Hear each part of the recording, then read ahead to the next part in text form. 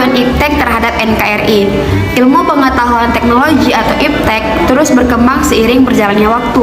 Perkembangan ini turut mempermudah kehidupan manusia dalam berbagai aspek, mulai dari ekonomi, pendidikan, transformasi, dan lain sebagainya. Nah, dalam perkembangan ini, kemajuan iptek memberi pengaruh bagi kehidupan bangsa Indonesia. Pengaruh tersebut baik berupa positif maupun negatif.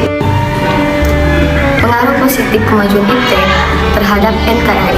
Yang pertama, politik.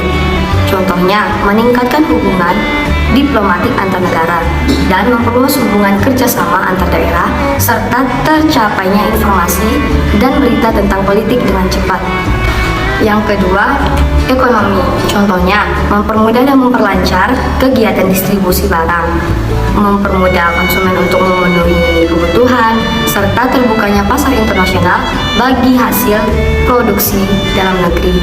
Yang ketiga, sosial budaya. Contohnya, informasi di lingkungan masyarakat dapat dipublikasikan dan diterima oleh masyarakat, mempermudah seseorang di suatu negara untuk mengetahui berbagai macam budaya di negara lain, serta sosialisasi kebijakan pemerintah yang lebih cepat sampai kepada masyarakat. Yang keempat, hukum pertahanan dan keamanan. Contohnya, memperkuat pertahanan dan keamanan serta tuntutan melaksanakan HAM, memperkuat regulasi hukum, dan pembuatan peraturan undang-undang yang memihak dan bermanfaat bagi masyarakat, serta menguatnya tuntutan terhadap tugas penegak hukum yang lebih profesional dan bisa dipertanggungjawabkan. Selanjutnya, pengaruh negatif iptek. Adapun pengaruh negatif iptek bagi negara Indonesia, yakni yang pertama, politik. Meningkatkan nilai-nilai politik individu, kelompok oposisi, diktator mayoritas, atau tirani minoritas. Negara tidak lagi dianggap sebagai pemegang kunci proses pembangunan. Timbulnya fanatisme rasial, etnis, dan agama dalam forum organisasi. Yang kedua, ekonomi. Produk lokal makin terdesak dan sulit bersaing. Perekonomian akan dipegang oleh orang asing, cepat atau lambat. Timbulnya kesenjangan sosial yang tajam karena persaingan yang bebas. Yang ketiga, sosial budaya. Munculnya gaya hidup konsumtif dan mengkonsumsi barang-barang dari luar negeri. Adanya sifat individualisme, yakni mementingkan diri sendiri dan tidak peduli terhadap orang lain, dapat mengakibatkan kesenjangan sosial yang tajam antara yang kaya dan yang miskin. Yang keempat, hukum pertahanan dan keamanan. Menimbulkan tindakan anarkis dari masyarakat yang bisa mengganggu stabilitas nasional, pertahanan nasional, serta persatuan dan kesatuan bangsa. Yang kelima, siswa malas belajar karena kurang bijak dalam menggunakan media sosial, seperti handphone dan laptop.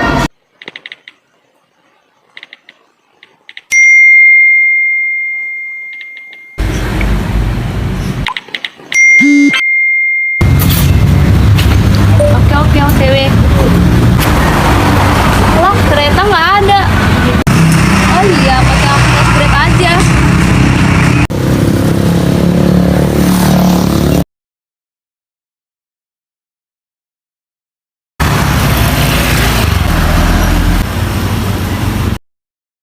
Atas nama Lila? Iya, Mbak.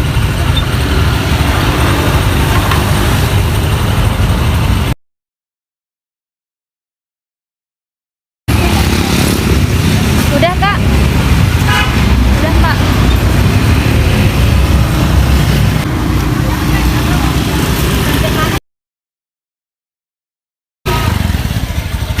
Udah sampai, Mbak.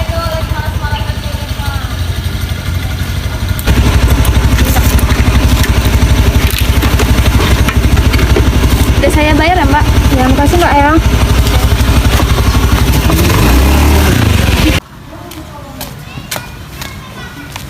Assalamualaikum. Waalaikumsalam. Ini dia yang ditunggu-tunggu.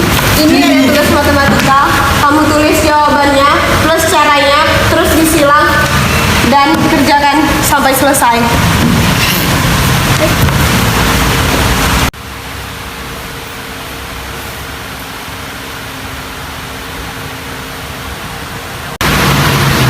Susah banget bisa.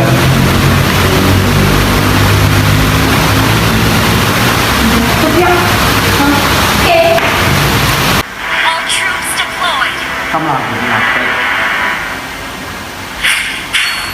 videonya ya. Juga weh. Dan jangan lupa di subscribe ya. Awas ada batu. Cantik kita anaknya.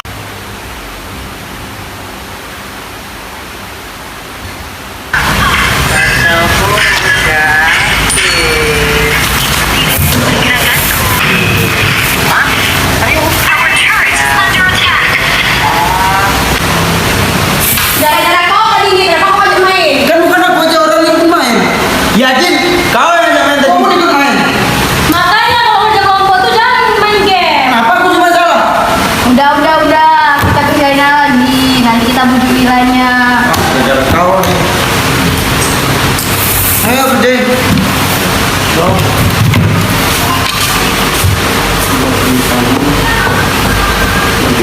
Mungkin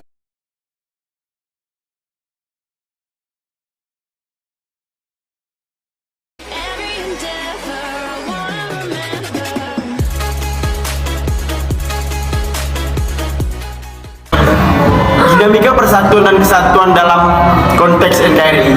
Yang pertama, hakikat NKRI. 1. Konsep negara kesatuan. Negara kesatuan adalah negara bersusun tunggal, yaitu kekuasaan untuk mengatur seluruh daerahnya ada di tangan pemerintahan pusat. Yang kedua, ciri-ciri negara kesatuan. Yang pertama, susunan negara tunggal. Yang kedua, pemerintahan tunggal. Yang ketiga, konstitusi tunggal.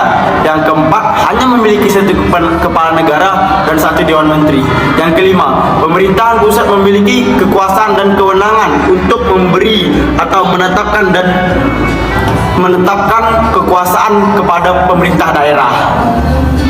Persatuan dan Kesatuan pada masa Republik Indonesia Serikat pada tanggal 27 Desember 1949 sampai dengan 17 Agustus 1950. 1. Gerakan Angkatan Perang Ratu Adil atau APRA. Yang kedua, pemberontakan Andi Ajes di Makassar. 3. Gerakan Republik Maluku Selatan atau RMS. Persatuan dan Kesatuan pada masa revolusi kemerdekaan pada tanggal 18 Agustus 1945 sampai dengan 27 Desember 1949. Sistem pemerintahan yang dipakai adalah presidensial. Dalam periode ini dipakai sebagai pegangan adalah Undang-Undang Dasar 1945. Tapi dalam pelaksanaannya belum dapat dijalankan secara murni dan konsekuen. Pada saat itu, terjadi perdebatan yang tiada ujung pangkal, sementara di sisi lain kondisi negara makin gawat dan tidak terkendali, yang mengancam persatuan dan kesatuan bangsa. Persatuan dan kesatuan bangsa pada masa Orde Baru 11 Maret 1966 sampai dengan 21 Mei 1998. Selama memegang kekuasaan negara, pemerintah Orde Baru tetap menerapkan sistem pemerintahan presidensial. Adapun kelebihan dari sistem pemerintahan Orde Baru adalah sebagai berikut. Yang pertama, perkembangan pendapatan per kapita masyarakat Indonesia yang pada tahun 1968 hanya $70 Amerika Serikat dan pada tahun 1996 mencapai lebih dari $1.000 Amerika Serikat. Persatuan dan Kesatuan pada masa reformasi periode 21 Mei 1998 sampai dengan sekarang. Periode ini disebut juga era reformasi. Gejolak politik di era reformasi semakin mendorong usaha penegakan kedaulatan rakyat dan bertekad untuk mewujudkan pemerintahan yang bersih dari korupsi, kolusi, dan nepotisme yang menghancurkan kehidupan bangsa dan negara. Negara kita kembali menggunakan Undang-Undang Dasar 1945 sebagai konstitusi negara yang kedudukannya sebagai asas penyelenggaraan negara. Kabinet yang dibantu pada tanggal 19 Juli 1959 dinamakan Kabinet Kerja yang terdiri atas Kabinet Inti yang terdiri atas seorang Perdana Menteri yang menjabat oleh Presiden dan 10 orang menteri. Kemudian menteri-menteri, contohnya officio, yaitu pejabat-pejabat negara yang kerja jabatannya diangkat menjadi menteri. Kemudian menteri-menteri muda sebanyak 60 orang.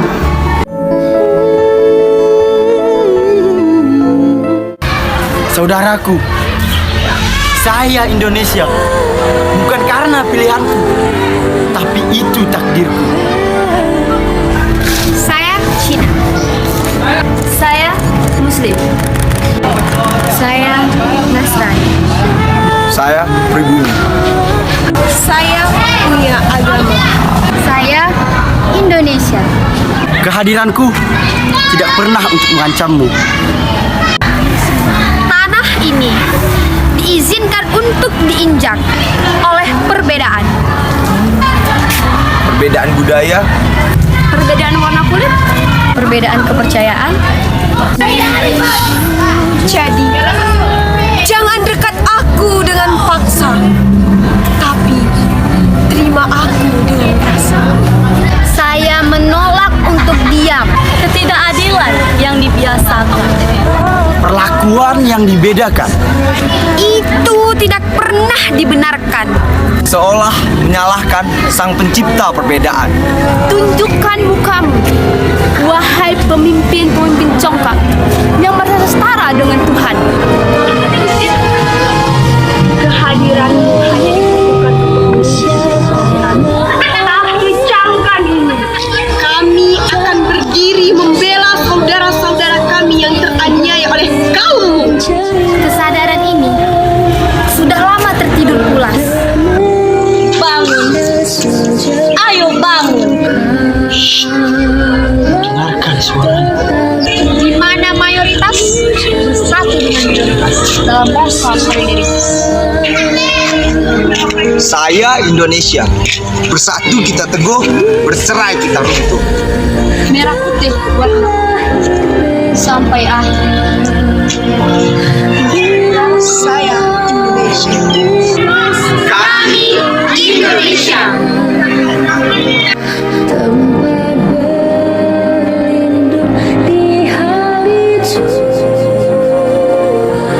Sampai akhir menuju